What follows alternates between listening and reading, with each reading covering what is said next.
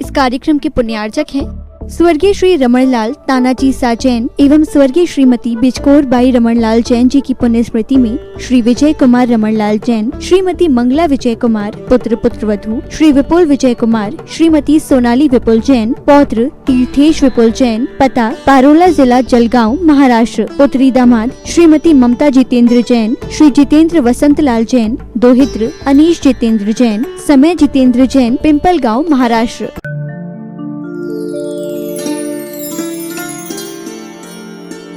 Experience क्या किया कभी? कोई व्यक्ति यदि फर्स्ट टाइम छुएगा तो एकदम से झटका लगता है, चटका लगता है, लेकिन कोई व्यक्ति जब छूते छूते इतना स्ट्रांग बन जाता है, उसकी स्किन इस प्रकार की हो जाती है, उसे कोई फर्क नहीं पड़ता है। क्या अर्थ है? हम क्या बताने की कोशिश कर रहे हैं? यानी वो ऐसा व्यक्ति है जिसे अग्नि मिल भी रही है, अग्नि के इर्द गिर्द रहना भी पड़ रहा है। कई बार रोटी बनाते बनाते वो माँ अग्नि को छू भी जाती है, अब उसके हाथ में फोले नहीं पड़ते हैं। क्यों? क्योंकि आदत नहीं, उसकी स्किन अब इतनी मजबूत हो चुकी, उसे कोई फर्क नहीं पड़ रहा। तो जो इतना एक्सपर्टीज हासिल कर लेता है, वह यदि अग्नि के निकट भी रहे, अग्नि को छू भी ले, तो उसे कोई फर्क नहीं पड़ता, उसकी स्किन नहीं जलेगी अब, है ना। लोहार होता है तो 24 घंटे जलते हुए उस लोहे को में ही काम करते रहता है, उसे ज्यादा अंतर नहीं पड़ता। पड़ता है? नहीं पड़ता है। कुछ लोग ऐसे होते हैं, उनके बीच में भी रहते हैं तो उन्हें कोई फर्क नहीं पड़ता, उनका संयम जो है टूटता नहीं है। हम ये कहना चाह रहे हैं, क्योंकि अंदर से उन्होंने अपने आप को इतना मजबूत बना लिया है। तो जब जब संयम की बात आएगी तो संयम में यह नहीं कहा जा रहा है कि आपको भागना है उससे। एक बात और भी समझना, भागने के लिए नहीं कहा जा रहा है। हमारे आचार्य भगवंतों ने एक बड़ा अच्छा रास्ता दिया है। संयम को यदि अपनाना है, एक सूत्र उन्होंने बता दिया है, उसके वस्तु स्वरूप का चिंतन करना शुरू कर दो। जगत काय स्वभाव व संवेग वैराग्यार्थम। क्या कह रहे हैं? उसके वस्तु स्वरूप कहने, उसका एक्चुअल स्वभाव, नेचर क्या है।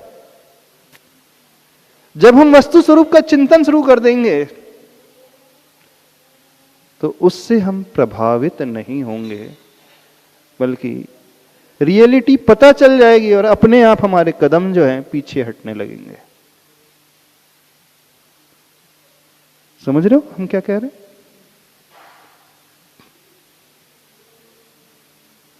वहां भी वस्तु स्वरूप का चिंतन है, उसका एनालिसिस। वस्तु स्वरूप का चिंतन मतलब उसका एनालिसिस करो, फिर वो कुछ भी हो सकता है।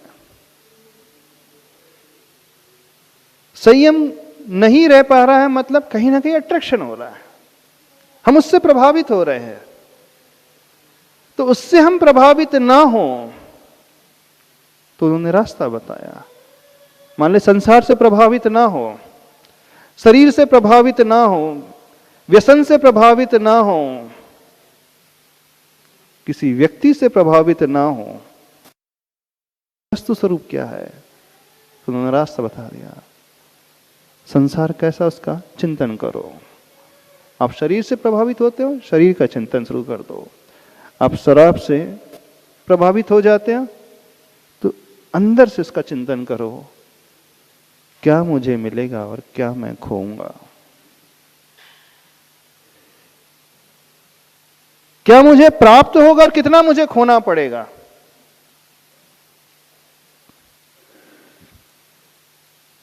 तुरंत कंट्रोल हो जाएगा। आप लोग जब भी अपने कार से बाहर निकलते हो क्या चेक करते हो?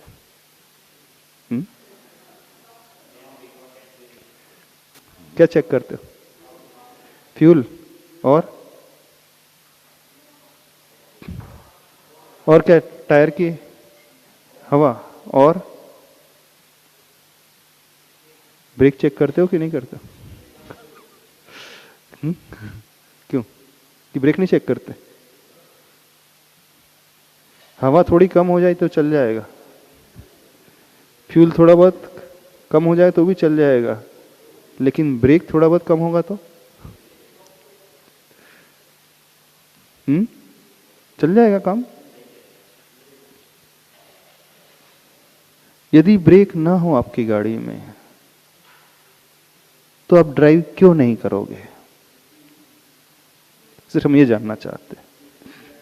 ब्रेक फेल हो जाए अथवा ब्रेक प्रॉपर नहीं लग रहा है, जितना लगना चाहिए वैसा नहीं लग रहा है, कई बार ऐसा भी हो जाता है, डिस्क थोड़ी सी वो घिस जाती है तो एकदम प्रॉपर नहीं लगता है, तो आप ड्राइव क्यों नहीं करते हो? रीजन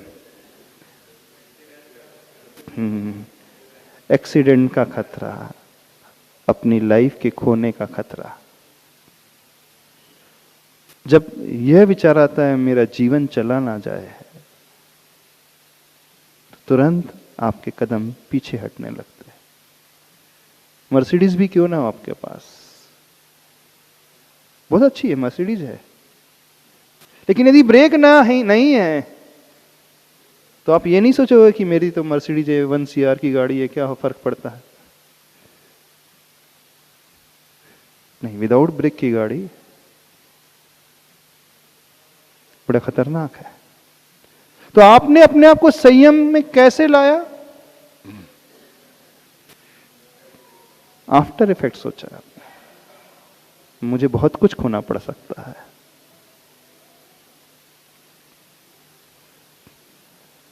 तो जितना हम इस तरीके को अपना करके चलेंगे तो बड़ी आसानी से, विदाउट एनी फोर्स, कोई दबाव के बिना, स्वतः ही स्वेच्छा से वो करते चले जाएंगे, चूंकि हमारा इंटरेस्ट है, हम अंदर से चाह रहे हैं। अब वो शराबी, वो व्यसनी व्यक्ति, वो भी जानता है इसके आफ्टर इफेक्ट्स। डायबिटिक पेशेंट्स होते हैं, वो भी जानता है मिठाई खाने के इफेक्ट क्या है, दुष्परिणाम क्या है, फिर भी खा लेते हैं। क्यों खा लेते हैं? नहीं, उनके पास एक ऑप्शन इंसुलिन है, बोले अपने पास इंसुलिन, एक इंजेक्शन ले लेंगे क्या फर्क पड़ता है,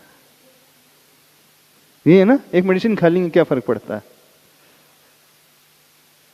या यूं कहें, इंटरेस्ट दूसरे का खाने का ज्यादा हो गया, रुझान उस ओर अधिक हो गया।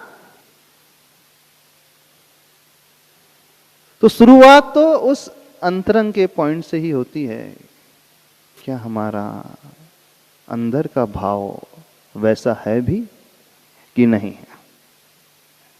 यदि अंदर का परिणाम वैसा है तो हम कर लेंगे, और अंदर का भाव अच्छा है, फिर भी यदि हम बहक रहे हैं, नहीं संयमित रख पा रहे हैं अपने आप को, तो फिर यह चिंतन करें कहीं हमने भावुकता में तो नहीं लिया है, कहीं लोक मर्यादा के पालन करने के लिए तो नहीं लिया है। अब ये सब कुछ हमने समझ लिया, जान लिया। अब एक स्टेज वो आती है कि व्यक्ति सब कुछ समझता है, इसके आफ्टर इफेक्ट्स भी समझता है, ये भी जान रहा है कि नहीं मेरा इंटरेस्ट है, मैं अंदर से चाहता हूं अपने आप को बचाना, अंदर से चाहता हूं संयम का पालन करना, अंदर से उससे रोकना चाहता हूं। फिर भी कई बार व्यक्ति ऐसी परिस्थिति में भी बह जाता है, होता है। कई बार ऐसी घटनाएं देखने को मिली, सुनने को मिली कि हो गया उनके साथ। तो ऐसा क्यों हो जाता है, बता सकते हो? नहीं, वो तो है अपने आप में कंट्रोल नहीं रख पाया, क्यों नहीं रख पाया? हाँ, भावनाओं में बह गया, यानी उससे ज्यादा कहीं और उसका अट्रैक्शन पैदा हो गया। अभी तक जिसे वो चाह रहा था उससे अच्छा उसने दूसरे को मान लिया।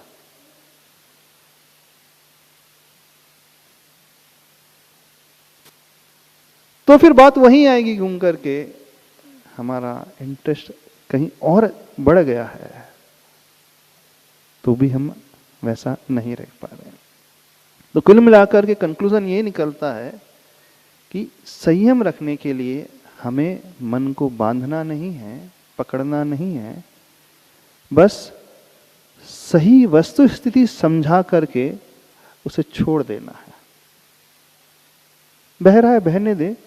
थोड़ी देर बाद जब वो बहते हुए मन को हम सब कुछ समझ करके देखने लगेंगे ना, तो तुरंत मन वहां से डाइवर्ट होकर के वापस आ जाएगा।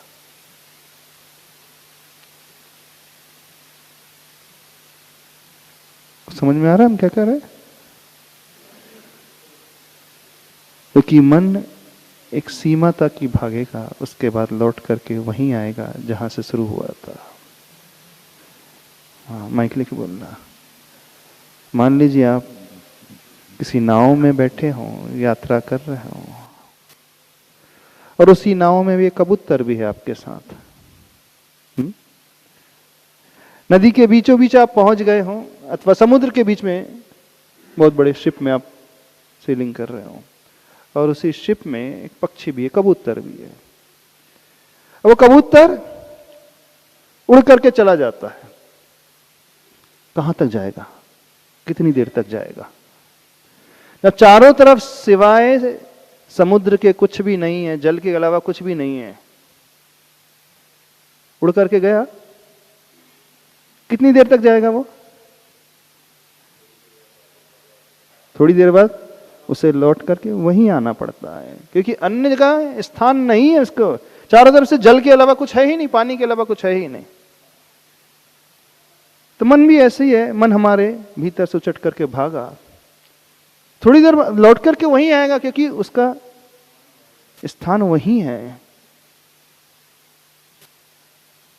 आएगा वो लौट करके। तो उसे हम इस तरीके से देखने लगे तो लौट करके वो जल्दी आ जाता है, और हम पकड़ेंगे तो छटपटाएगा वो भागने के लिए। तो हमें इस बात का ध्यान रखना है, हमें कोई अगेंस्ट फोर्स बिल्कुल नहीं लगाना है, सहज होकर के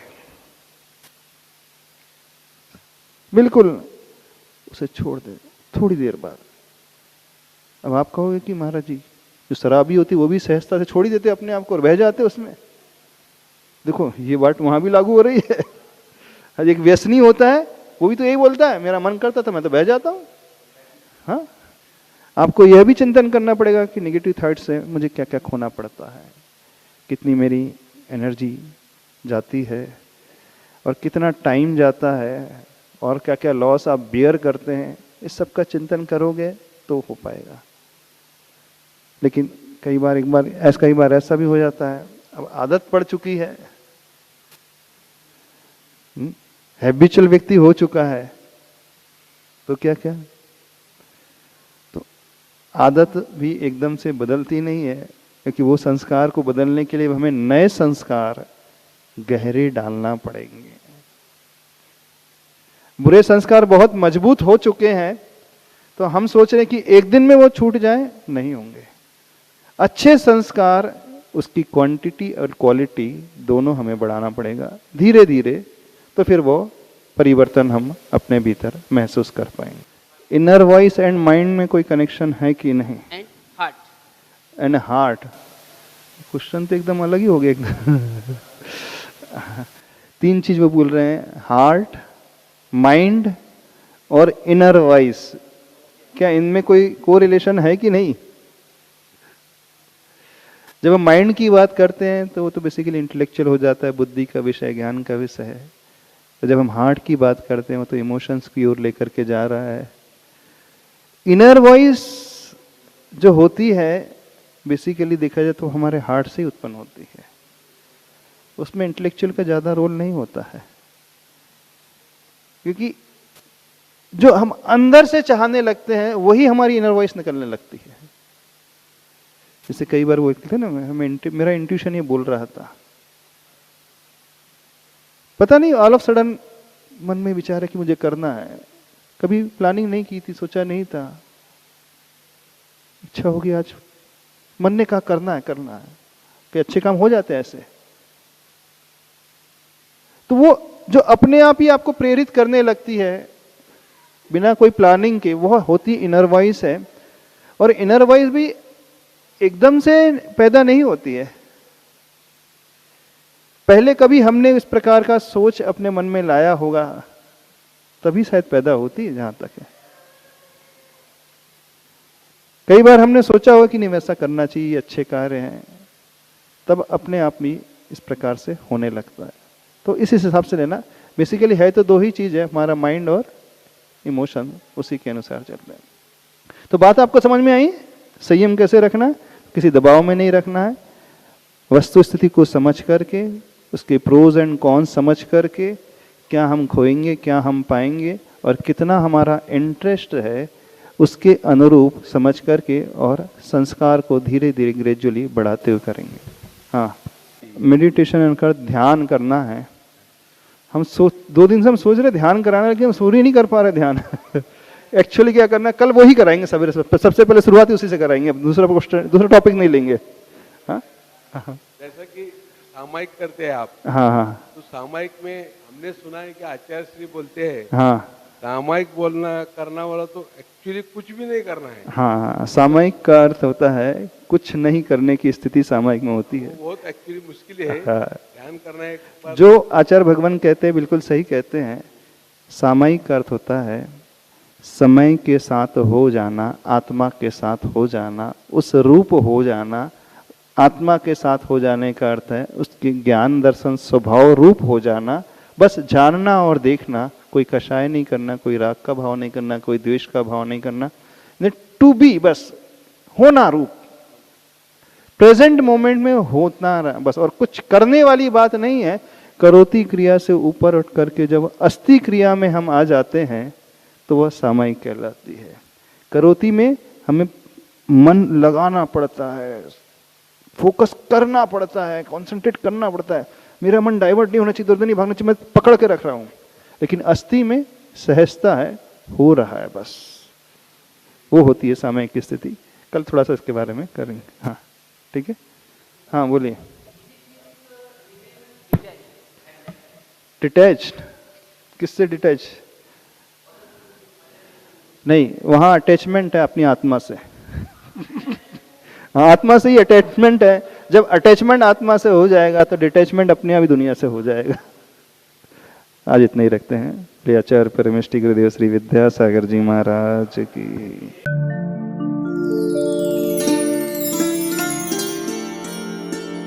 इस कार्यक्रम के पुण्यार्चक थे स्वर्गीय श्री रमणलाल तानाजी साजैन एवं स्वर्गीय श्रीमती बिचकोर बाई रमणलाल जैन जी की पुण्य स्मृति में श्री विजय कुमार रमणलाल जैन, श्रीमती मंगला विजय कुमार, पुत्र पुत्रवधू श्री विपुल विजय कुमार, श्रीमती सोनाली विपुल जैन, पौत्र तीर्थेश विपुल जैन, पता पारोला जिला जलगांव महाराष्ट्र, पुत्री दामाद श्रीमती ममता जितेंद्र जैन, श्री जितेंद्र वसंत लाल जैन, दोहित्र अनीश जितेंद्र जैन, समय जितेंद्र जैन, पिंपल गाँव महाराष्ट्र।